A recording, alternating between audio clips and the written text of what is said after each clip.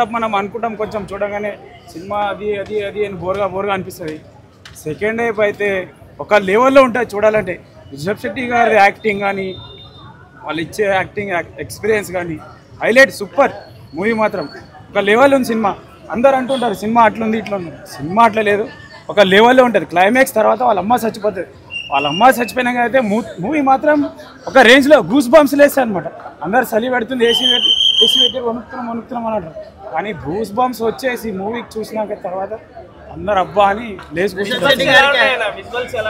Visuals అయితే వేరే level అన్న. విజువల్స్ గురించి మనం మాట్లాడలేం, ఆ లెవెల్లో ఉన్నాయి విజువల్స్. బ్యాగ్ అసలు లేదండి, బ్యాగ్ లేదు. స్క్రీన్ ప్లే అయితే వేరే లెవెల్లో ఉంది.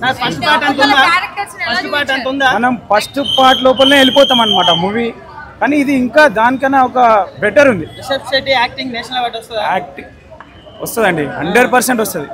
ఆ క్లైమాక్స్, ఆ గెటప్, ఆ లుక్ చెప్పలేము అన్నయ్య. ప్రొడక్షన్ వాల్యూస్ అయితే సూపర్ అండి. సెకండ్ హాఫ్ మాత్రం హైలైట్ అన్న. మేడం కలెక్ట్ అయితే లేదంటే గిట్ట ఒక 1000 crore అంటారు, కానీ 1000 crore కాదు, తక్కువనే అయిపోతుంది. ఒక 5 crore వరకు కలెక్షన్ అయిపోతుంది. మిమ్మల్ని చూడడానికి మీరు వచ్చారు, మమ్మల్ని చూడడానికి మేము రావడం తప్ప.